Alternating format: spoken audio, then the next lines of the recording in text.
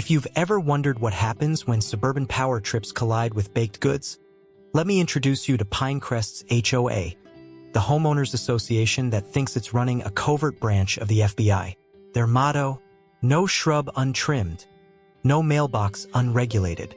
Their mission, to crush anything resembling joy or individuality within their jurisdiction. And their latest target? My sister Emily and her cookie stand. Yes, cookies. The most innocent of all baked goods, unless, apparently, you live in Pinecrest, where cookies are considered contraband worthy of a full-scale neighborhood crackdown. It all started on what should have been a peaceful Saturday morning. Birds were chirping, lawn sprinklers were hissing, and Emily had decided to set up her modest cookie stand in my driveway, armed with nothing but a foldable table, a gingham cloth, and an arsenal of homemade confections. She was ready to charm the neighborhood into funding her next hiking trip. But little did she know, she was about to declare war on Pinecrest's HOA, and they were ready to fight back. Emily wasn't exactly your typical cookie seller. She had the kind of rebellious streak that made her question authority at every turn. Rules? Suggestions at best. Boundaries? Negotiable. So when I warned her that Pinecrest's HOA had a reputation for being slightly unhinged, she just laughed and said, "What are they going to do? Arrest me for cookies?" Spoiler alert. Yes, they were. The first hour went smoothly enough. Neighbors stopped by for chocolate chip and oatmeal raisin. Kids giggled as they handed over crumpled dollar bills for double fudge brownies. Even old Mr. Jenkins from across the street bought 3 cookies and declared them better than anything his wife ever baked. Emily was thriving, or so we thought. And then they arrived. Picture this. An SUV pulls up with HOA patrol, painted on the side in Comic Sans font. A choice that immediately undermines any sense of authority they were trying to project. Out step 3 middle-aged suburban warriors dressed in khaki shorts, polo shirts, and sunglasses that scream, "I watch too many cop shows." One of them even had a clipboard, which he held like it was Excalibur itself. "Excuse me," said Karen, their fearless leader whose name was almost too perfect for this scenario. "You're violating HOA regulations by conducting unauthorized commercial activity." Emily blinked at her like she'd just spoken in Klingon. "I'm selling cookies." Karen's lips pursed into a tight line that could have sliced through steel. "It doesn't matter what you're selling," she snapped. "This is an HOA-governed community, and all commercial activities must be pre-approved by the board. But this isn't even my house," Emily countered, gesturing toward me as I stood frozen like an idiot behind her. Karen turned her clipboard toward me with the gravitas of someone presenting evidence in a murder trial. "According to Section 14B of the Pinecrest HOA bylaws, all properties within this neighborhood fall under our jurisdiction." "Actually," I stammered, trying to muster some semblance of confidence, "my house isn't part of the HOA." Karen froze for half a second before recovering with an exaggerated scoff that could have won her an Oscar for Best Dramatic Performance in Suburban Melodrama. "Well," she said sharply, "that's irrelevant. This stand is disrupting the aesthetic harmony of our community." Aesthetic harmony? It was a cookie stand, not Burning Man. Emily wasn't backing down. She crossed her arms and stared Karen down like she was daring her to make the next move. "Look," she said firmly, "I'm not shutting down my stand just because you don't like cookies." Karen's face turned an alarming shade of red as she muttered something into her walkie-talkie, a device that seemed purely decorative since no one responded. Minutes later, reinforcements arrived, 2 more HOA officers, who looked equally ridiculous, but somehow even more self-important. They surrounded Emily's cookie stand like it was ground zero for some heinous crime spree. One of them pulled out zip ties, the kind used for makeshift handcuffs, and announced they were placing Emily under citizen's arrest. At this point, I couldn't decide whether to laugh or call an actual lawyer. "You can't arrest someone for selling cookies," I exclaimed. Karen shot me a glare so intense I felt like I'd aged 10 years on the spot. "We have every right to enforce community standards." Emily smirked as they zip-tied her wrists like she was some kind of hardened criminal mastermind instead of someone who just wanted to fund her hiking trip through baked goods sales. "You're really doing this over cookies?" she asked incredulously. "It's not about the cookies," Karen hissed through gritted teeth. It's about order. As they marched Emily toward their SUV, which still had crumbs from what I assumed was their breakfast donut run, I noticed several neighbors peeking out from behind their curtains or filming the spectacle on their phones. One elderly man even shouted, "Let her go! I bought 3 oatmeal raisin," but Karen ignored him. Meanwhile, Emily looked disturbingly calm for someone being arrested by people who probably spent their evenings debating which font to use for next month's newsletter. She even winked at me as they shoved her into the back seat. "Don't worry," she said over her shoulder with a mischievous grin. "I've got this." Got what? I had no idea what she meant until later, but at that moment, all I could do was watch as my sister was carted off by people whose greatest accomplishment might have been winning second place in Pinecrest's annual chili cook-off.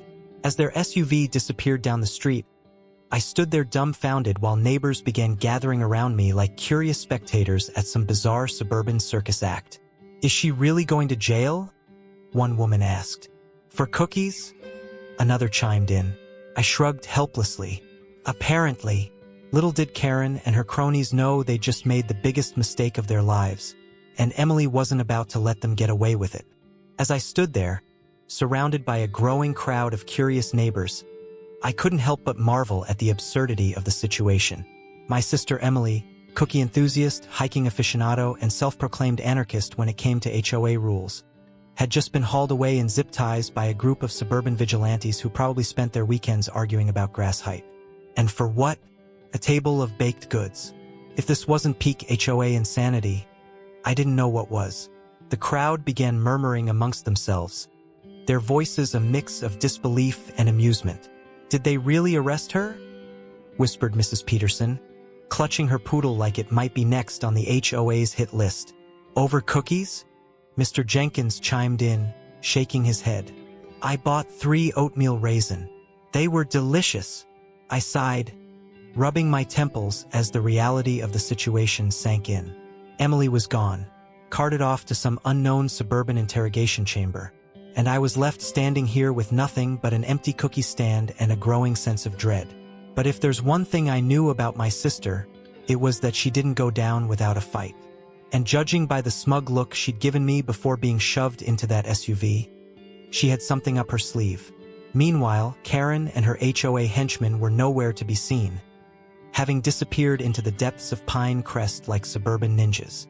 The crowd began to disperse slowly, though not without a few lingering stares and whispered conversations. I overheard one neighbor say, "This is going straight on next door," which honestly felt like the most appropriate response to the situation, as I packed up Emily's cookie stand, because apparently, even arrested cookie sellers don't get their tables confiscated. I couldn't help but wonder what was happening to her. Was she sitting in some poorly lit HOA basement being interrogated under fluorescent lights? Were they forcing her to read the bylaws aloud as punishment? Or worse, were they making her eat store-bought cookies as a form of psychological torture? I didn't have to wonder for long because about an hour later, my phone buzzed with a text from Emily herself. It read, "Don't worry about me. They're amateurs." Amateurs?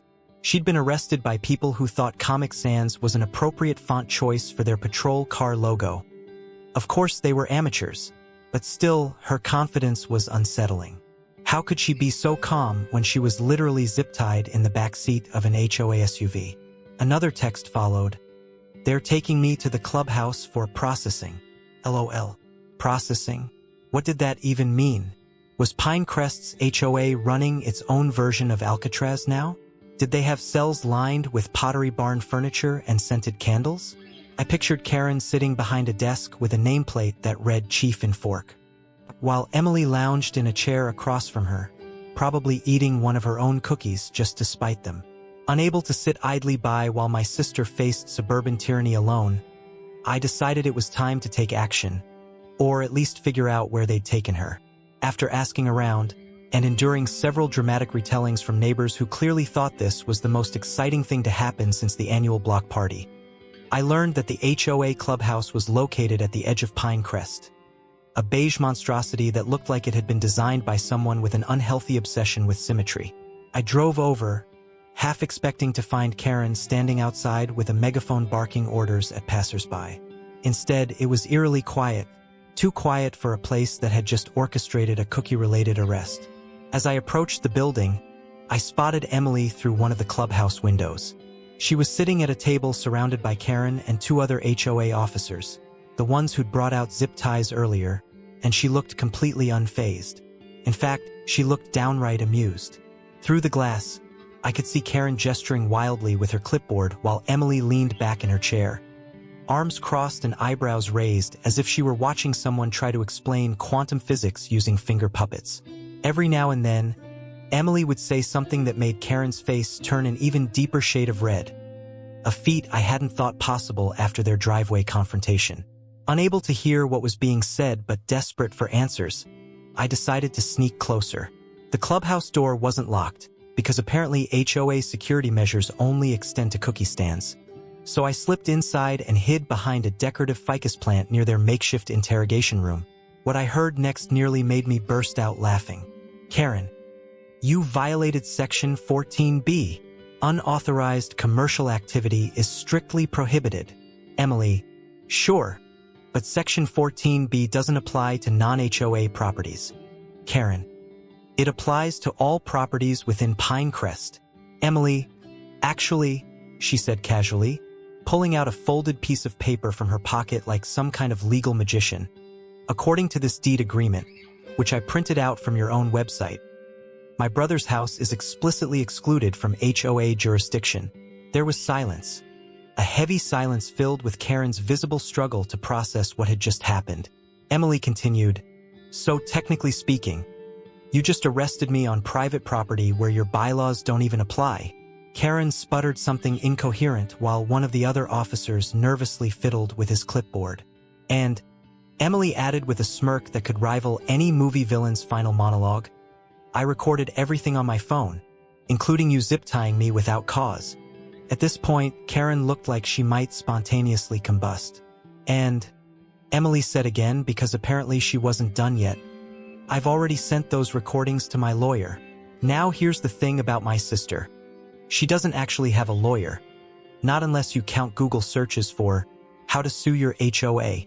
But Karen didn't know that, judging by her expression, which had shifted from rage to panic faster than you can say oatmeal raisin. She believed every word. What followed was possibly the most awkward apology I've ever witnessed. Karen stumbled over herself trying to explain how this had all been a misunderstanding, while Emily sat there munching on one of her cookies like she'd just won an Oscar for Best Performance in Suburban Chaos. By the time they released her, and yes, they actually called it releasing, Emily walked out of that clubhouse with her head held high and an air of triumph that would make even Napoleon jealous. As we got back into my car and drove away from Pinecrest's beige fortress of doom, Emily turned to me with a grin so wide it could have powered the entire neighborhood's Christmas lights display. "See," she said smugly, "amateurs." And honestly, she wasn't wrong. As we drove away from the HOA clubhouse, Emily leaned back in the passenger seat, a smug grin plastered across her face as she munched on one of her remaining cookies. She looked like a victorious general returning from battle, except instead of a sword, she wielded chocolate chips and legal loopholes. Meanwhile, I was still trying to process everything that had just happened. My sister had not only survived an HOA arrest, but had somehow managed to turn the whole situation into a victory lap. Typical Emily. "So," I said, breaking the silence, "what's the plan now? Are you going to frame that deed agreement and hang it on your wall?" Emily laughed, crumbs flying everywhere. "Oh, please, I'm not done yet." Those words sent a chill down my spine. When Emily said she wasn't done, it usually meant someone, usually someone who deserved it, was about to have a very bad day. And judging by the glint in her eye, that someone was Karen and her merry band of clipboard-wielding enforcers. "What do you mean you're not done?" I asked cautiously. Emily turned to me with the kind of mischievous smile that could make even the most hardened criminal nervous. "John," she said, her tone dripping with faux innocence, "they messed with the wrong cookie seller." I groaned. "Emily, can't we just let this go? You already embarrassed them in their own clubhouse. Isn't that enough?" She shook her head vehemently. "Nope. They tried to arrest me for selling cookies. Cookies, John. This isn't just about me. It's about standing up to the oppressive regime of Pinecrest's HOA. Oppressive regime? I repeated incredulously. Emily, they're not dictators. They're middle-aged suburbanites with too much time on their hands. Exactly, she said, pointing a cookie at me like it was a weapon. And that's what makes them so dangerous. I sighed, realizing there was no stopping her once she got like this. Emily wasn't just fighting back. She was planning a full-scale rebellion. The next morning, Emily got to work. She started by researching everything she could about Pinecrest's HOA. And when I say everything, I mean everything. She found old meeting minutes, financial reports, and even obscure bylaws that hadn't been enforced since the neighborhood was built in the 1980s. It was like watching a detective unravel a conspiracy theory, except instead of uncovering government secrets, she was exposing Karen's questionable taste in landscaping policies. Did you know? Emily said one afternoon as she pored over a stack of documents she'd printed out at my expense, that Karen once fined someone $50 for having unauthorized garden gnomes in their yard? I raised an eyebrow. Unauthorized garden gnomes? Is that even a thing? Oh, it's a thing, Emily replied with mock seriousness. Apparently, all lawn ornaments must be pre-approved by the HOA board to ensure they meet community aesthetic standards. I couldn't help but laugh at the absurdity of it all. And people actually put up with this? Not for long, Emily said ominously. Her plan began to take shape over the next few days. First, she created a website called HOA Watchdog, a platform dedicated to exposing the ridiculousness of Pinecrest's HOA and giving residents a space to share their own horror stories. Within hours of launching it, the site was flooded with submissions. One resident shared how they'd been fined for having their recycling bins visible from the street for more than 12 hours after pickup day. Another recounted how Karen had personally inspected their backyard fence and declared it too tall by half an inch. And then there was the infamous case of Mr. Jenkins' mailbox, a saga so convoluted it could have been turned into a Netflix documentary. But Emily didn't stop there. Oh no, she also started printing flyers with slogans like, "Cookies are not crimes," and "Down with HOA tyranny," and distributed them door to door throughout Pinecrest. She even organized a neighborhood meeting at my house, without asking me first, where residents could vent their frustrations and brainstorm ways to hold the HOA accountable. By this point, word had spread far beyond Pinecrest. Local news stations picked up the story after someone posted about it on social media, dubbing Emily the Cookie Rebel. Reporters showed up at my house wanting interviews while neighbors stopped by just to shake her hand or buy cookies as a show of solidarity. Karen and her cronies were not happy.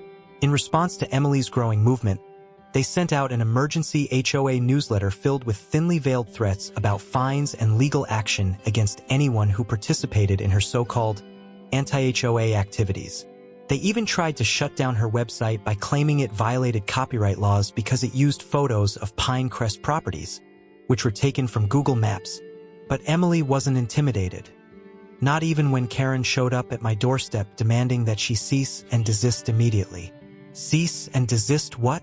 Emily asked innocently as Karen waved a stack of papers in her face. This, Karen shouted, thrusting one of Emily's flyers toward her. You're inciting rebellion, Emily smirked. I'm raising awareness. Karen's face turned beet red as she sputtered incoherently before storming off in a huff. The final straw came when Emily discovered something truly scandalous. Karen had been using HOA funds, money collected from resident dues, to pay for personal expenses like spa treatments and fancy dinners at upscale restaurants. Armed with this information and plenty of receipts, Emily organized one last event, an emergency town hall meeting where she presented her findings to the entire neighborhood. To say it was chaotic would be an understatement. Karen tried desperately to defend herself while residents shouted questions and accusations from every corner of the room. Meanwhile, Emily stood at the front like some kind of revolutionary leader rallying her troops.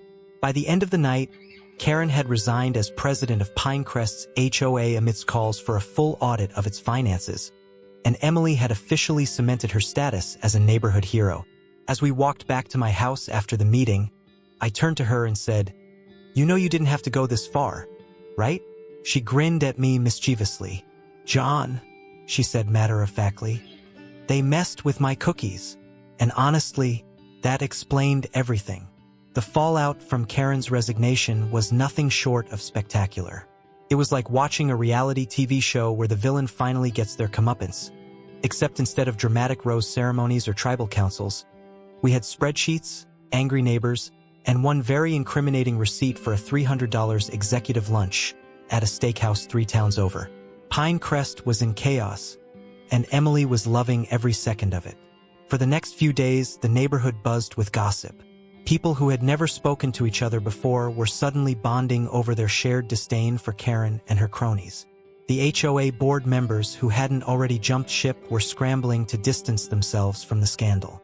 One of them even went door to door handing out apology letters that looked like they'd been hastily typed up in Microsoft Word 5 minutes before printing. Meanwhile, Emily basked in her newfound fame.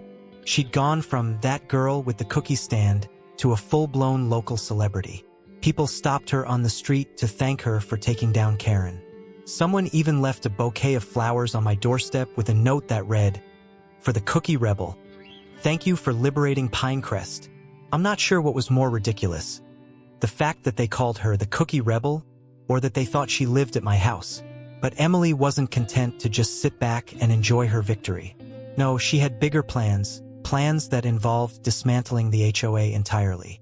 "Emily," I said one afternoon as she sat at my kitchen table surrounded by stacks of documents and half-eaten cookies, "don't you think you've done enough? Karen's gone. The HOA is in shambles, and people are literally calling you a hero. Can't you just, I don't know, retire while you're ahead?" She looked up at me with an expression that could only be described as determined mischief. "John," she said in that tone she always used when she was about to do something insane, "this isn't just about Karen. This is about freedom." "Freedom," I repeated, raising an eyebrow. "From what? Lawn care regulations?" "Exactly," she exclaimed, slamming her fist on the table for emphasis.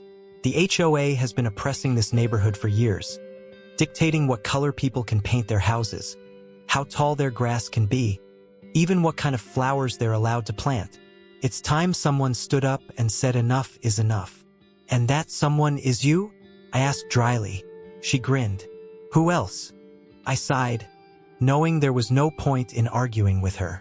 Once Emily set her mind to something, there was no stopping her, and apparently, she'd decided that taking down the HOA was her new life mission.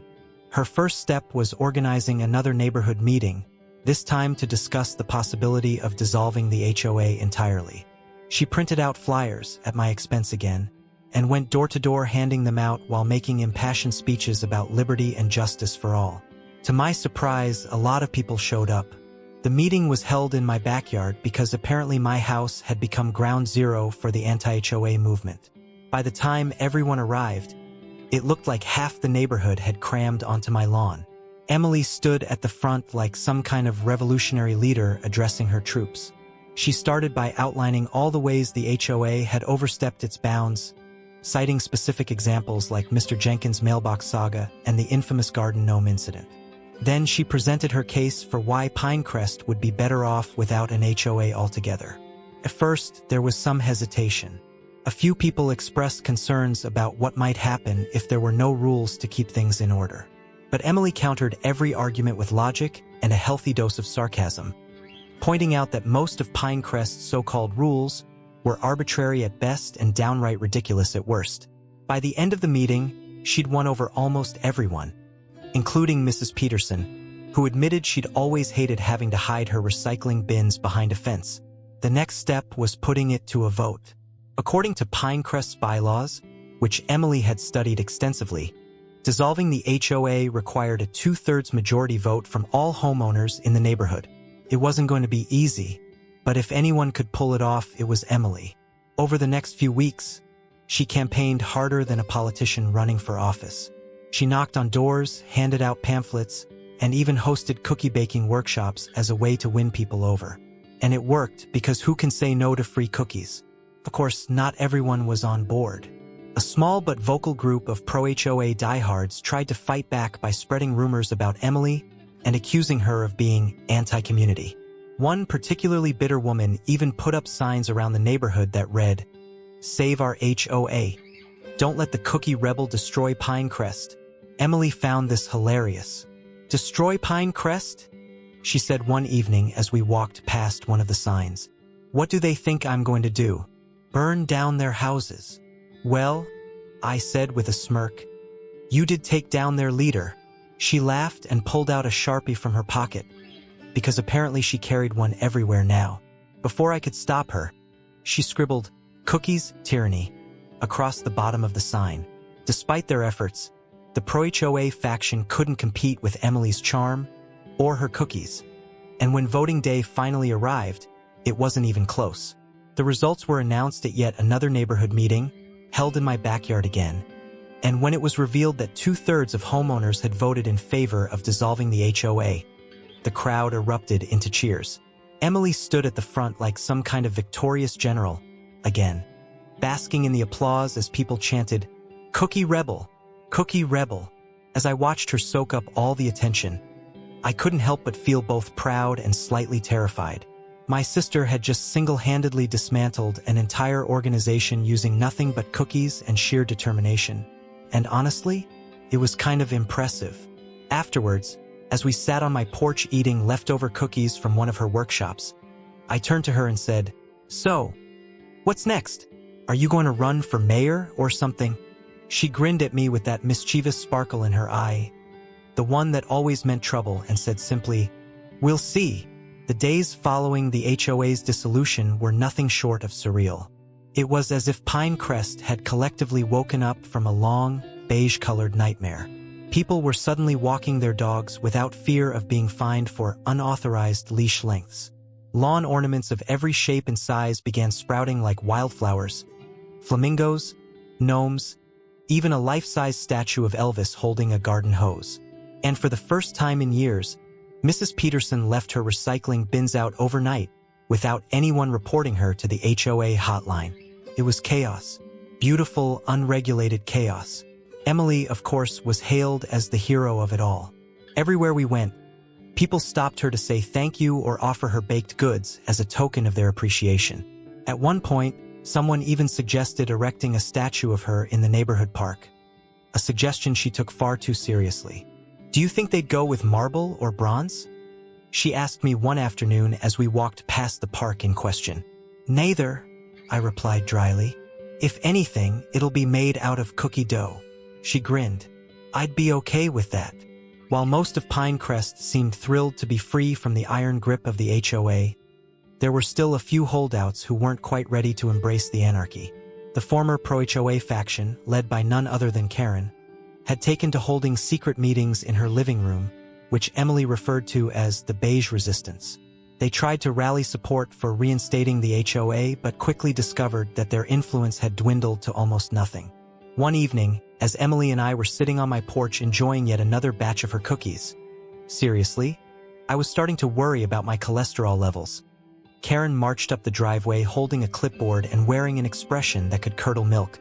"Emily," she said sharply, ignoring me entirely, "we need to talk." Emily raised an eyebrow and took a deliberate bite of her cookie before replying. "What's up, Karen?" "Miss me?" Karen's eyes narrowed. This mess you've created is completely unsustainable. Without the HO, this neighborhood is going to fall apart." Emily leaned back in her chair, looking entirely unbothered. "Oh, really? Because from where I'm sitting, things seem pretty great. People are happy, lawns are thriving, and no one's been arrested for selling cookies lately." Karen sputtered indignantly. "You don't understand. Rules are what keep society functioning. Without them, we're no better than animals." "Animals?" Emily repeated with mock horror. "Karen, are you saying that flamingo lawn ornaments are turning us into savages?"